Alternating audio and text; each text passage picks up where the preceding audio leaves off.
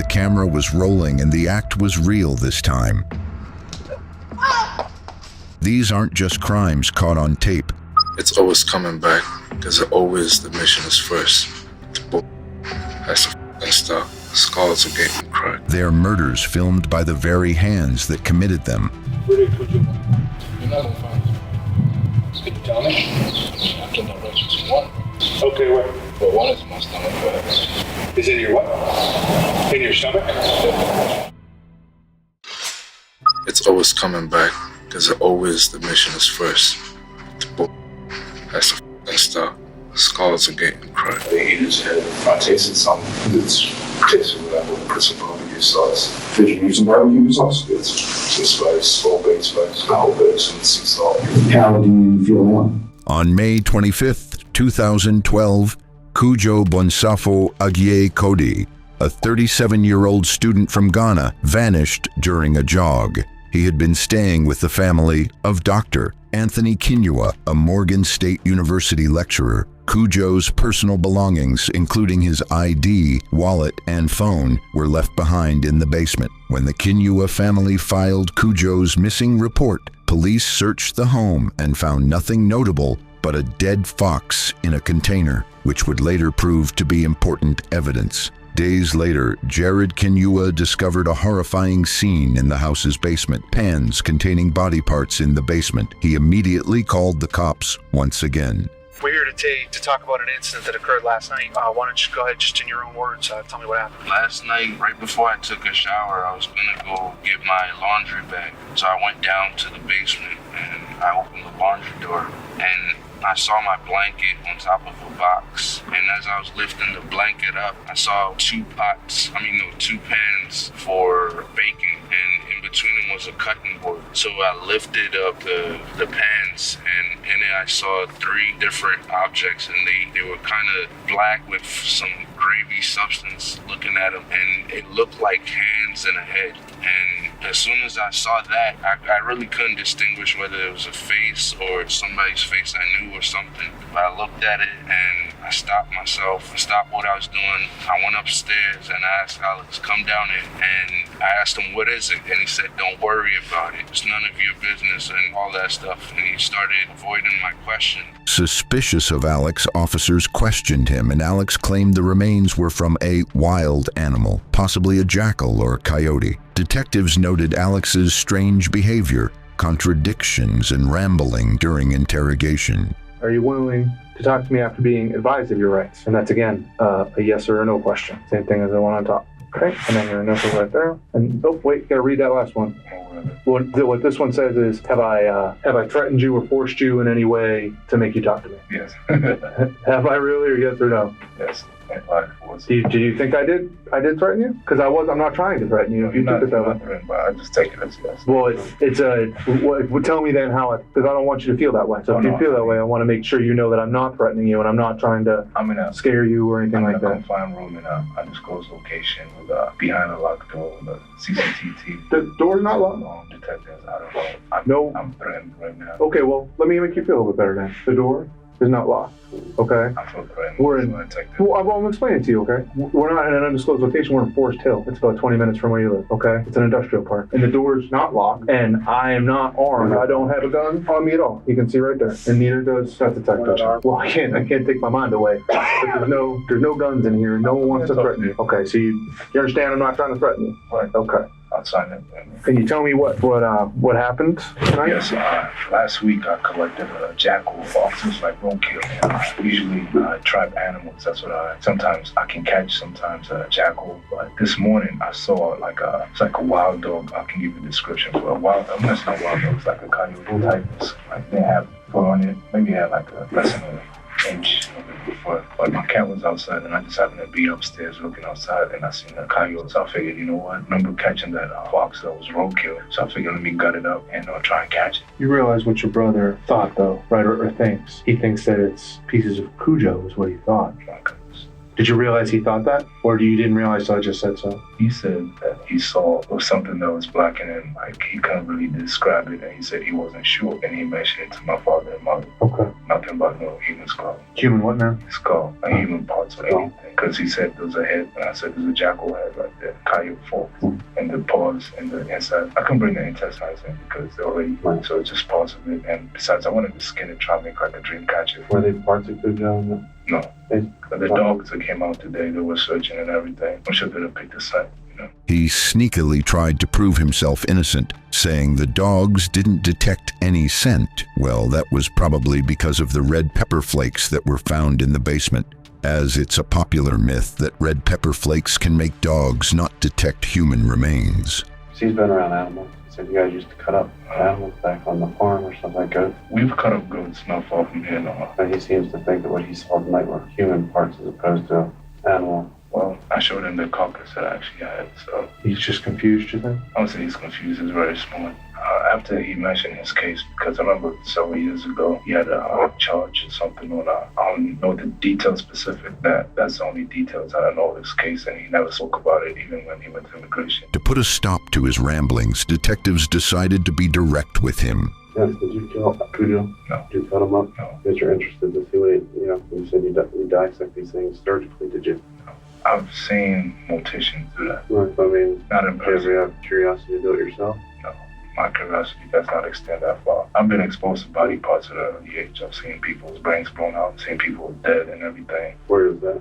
You know about shockumentaries? Oh, on TV, you're saying? Shockumentaries. On TV? I don't know what you mean. Shockumentaries is a TV program? Shockumentary, yeah. Some of them are on the internet. When they didn't get any information from Alex, they searched the Kinyua house.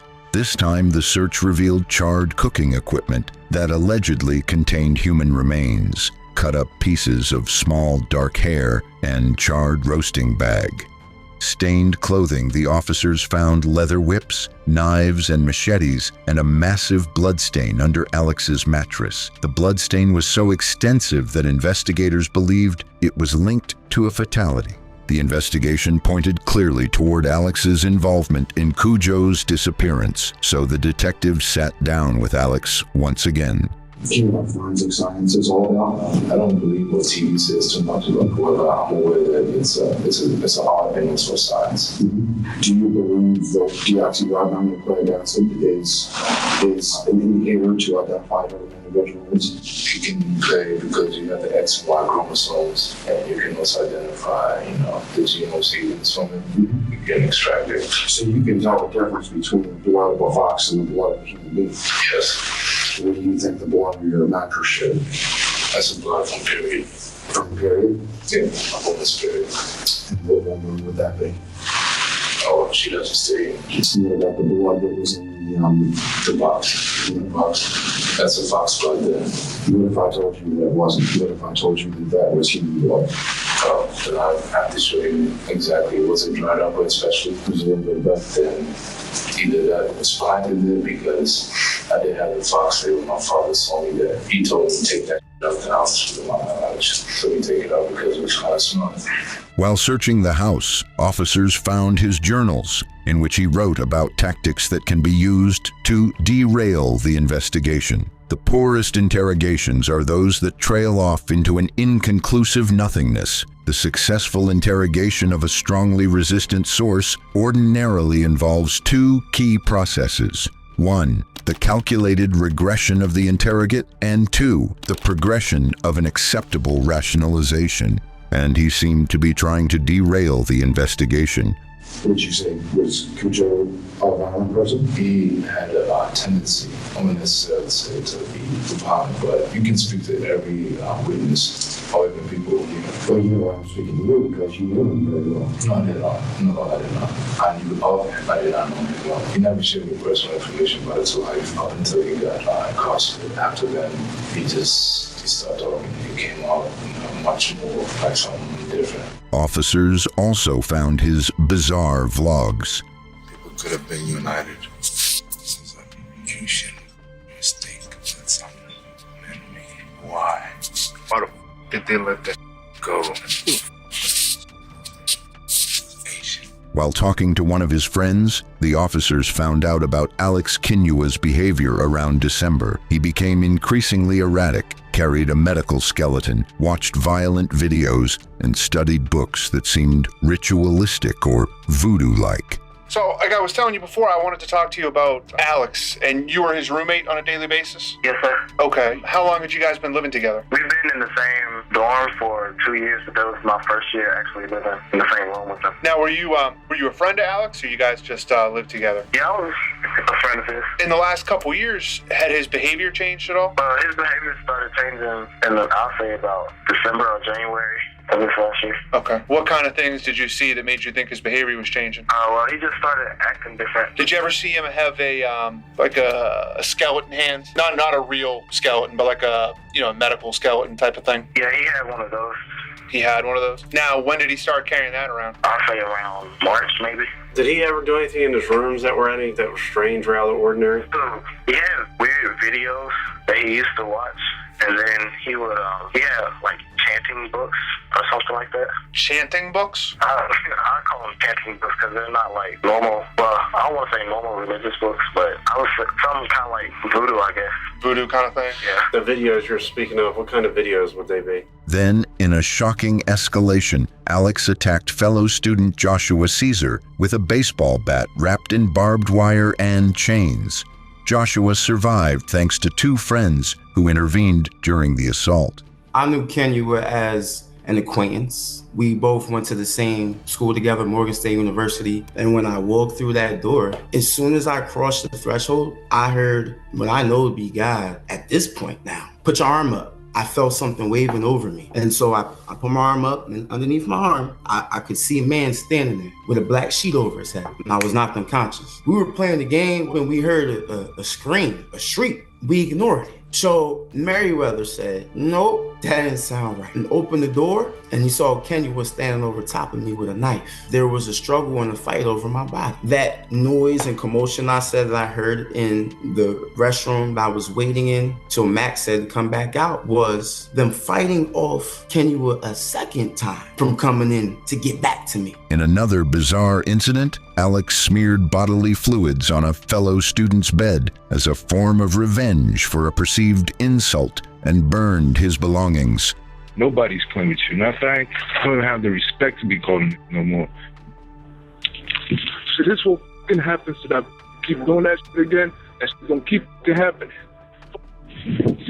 Listen, next time I'm shit with people, here's what's gonna f***ing happen. See your f***ing clothes? Go look in your bed. Look, I left you f***ing surprise. That's just a beginning. All these incidents showed his increasing rage and disconnection from reality. Alex finally revealed some information to the detectives. As your woman said, that guy, you perceived him to be a threat. It's not good. And you perceived him to be a threat. And then I asked you if Kujoe was a threat, and you initially like, no, like I don't really know. Well, if he was involved in terrorist activities, if he was involved with bad people or bad things that were going on, and he's living at your parents' home under their roof with your siblings and yourself, how would you not say that he's not a threat? Kujoe's case, as far as for him staying with our family, he stayed with our family before. He has done what he has to do, and that's when he got taken, arrested and all that, his behavior shifted. But you're so vague about that. No, what I mean is that his behavior is shifted is as far as for how he went about his business. It's more so people can tell you much more whether he was much more involved with people or less more introverted. To me, it made more sense that he's trying to get himself back up on his feet. However, at the same time, he may not necessarily be doing that. He may have some other ulterior motives, and especially speaking to my mother, and who mentioned earlier that he's having troubles going to the basement to use the washer. And I spoke to Master, and Kujoe put his hands on him, and that's when I knew that something was wrong, and I just went ahead and just fixed it. I didn't know something, but something that happened. I don't think anything happened. How do you feel about that? I don't feel nothing. It doesn't make you angry? Anger is a big thing.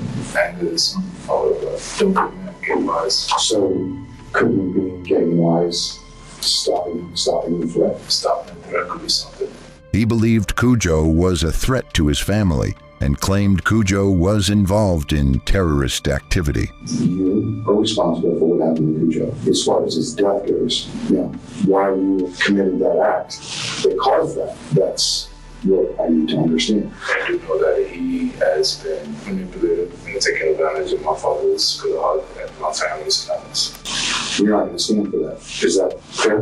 Right. And on top of that, he also gives us signs, like I say, classifiers, Charles behavior, when I know how he acts and everything, because I have, you look at my bookshelves and the type of books and material that I read, like with him, he sat directly next to my library where I have those type of books there. And every time I notice, he would go through them and he would look at me like, he would give me a certain look at me and look like he doesn't want me to find something, he hides something. So every time I would come downstairs, he would rush to hide something. What is he hiding? What is he doing? Whenever I went to my room, my things were moving around. So he was definitely in my room. Tell me what it was that put it over the top where you said, this is it. I asked Kujoe to put his hands on, thought about it, or dreamt about it. So was this something that you planned, or was it fairly limited when you confronted him? I told him already that night. Tell me. What did you say? I spoke to him briefly. We arranged my side of the room.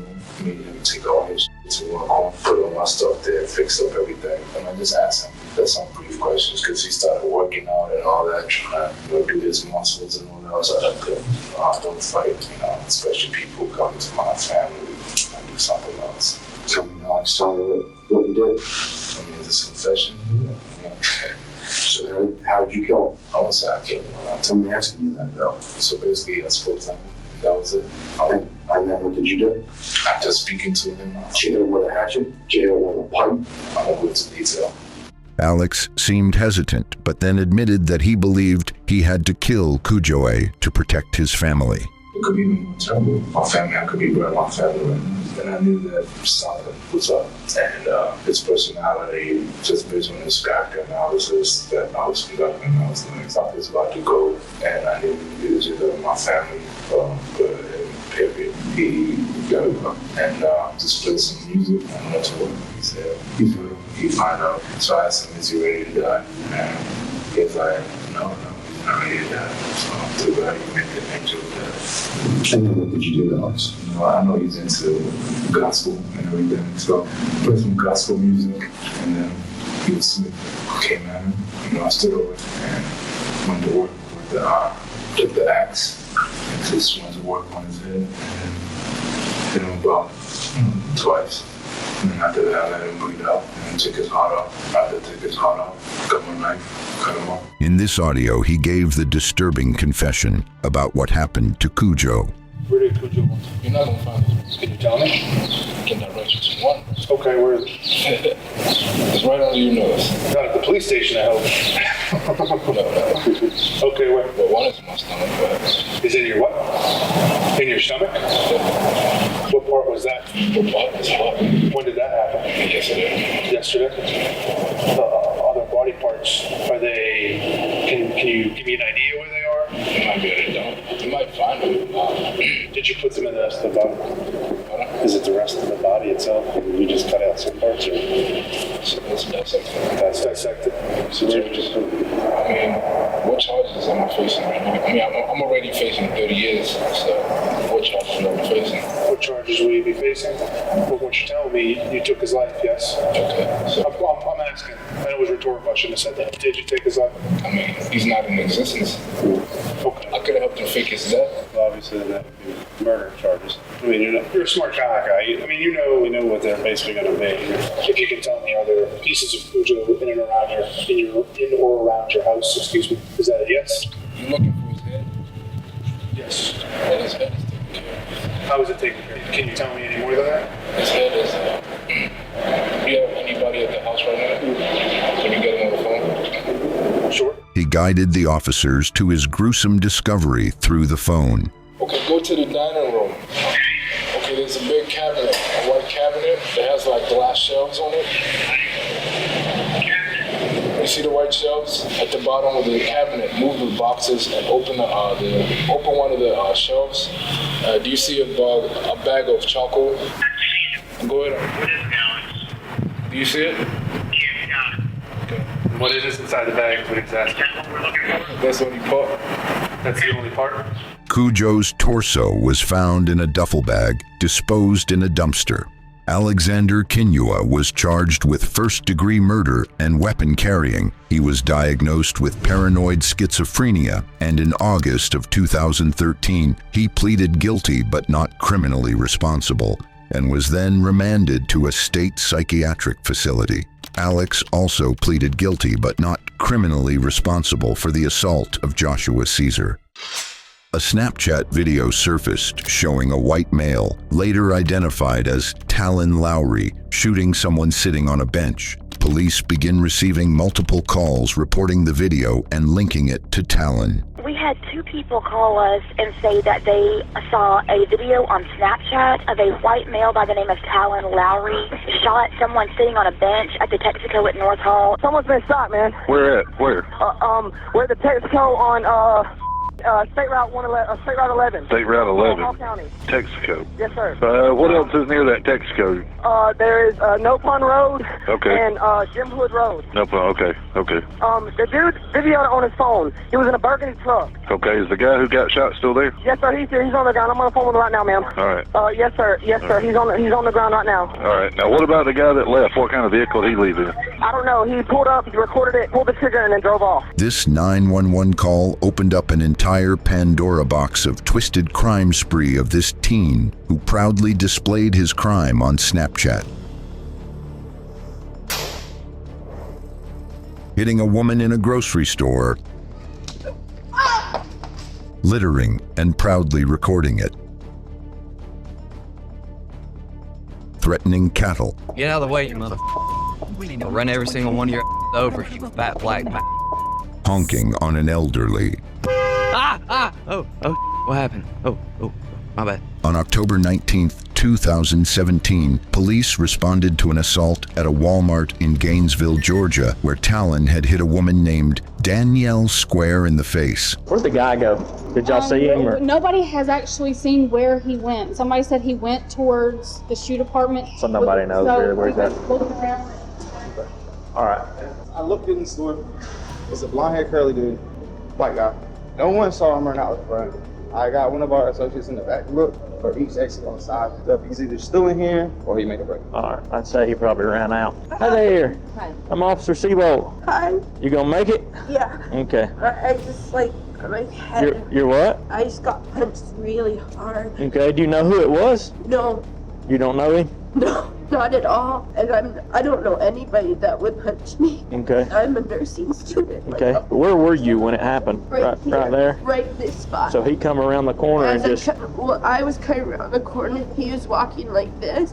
And then but he had his phone up like this. Like he was taking video. So he didn't say anything or anything? No, he just didn't say anything, and then he just like all of a sudden went boom, like really hard, but he didn't run away. He held his camera. I don't know him. I don't even know anyone that age.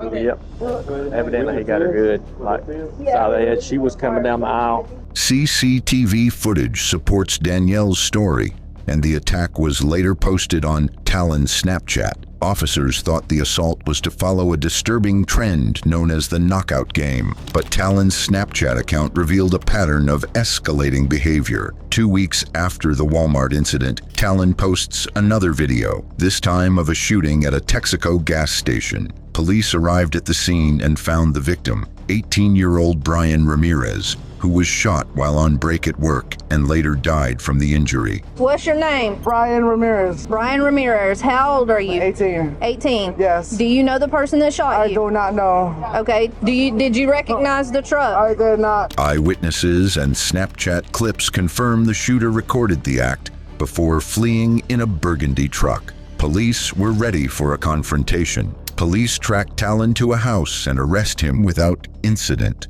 That's it. So the truck is there. Make sure that they know that he has an AK-47. Something. Tell them that he's got an AK-47, please, ma'am. Okay. Do what? We're letting them know.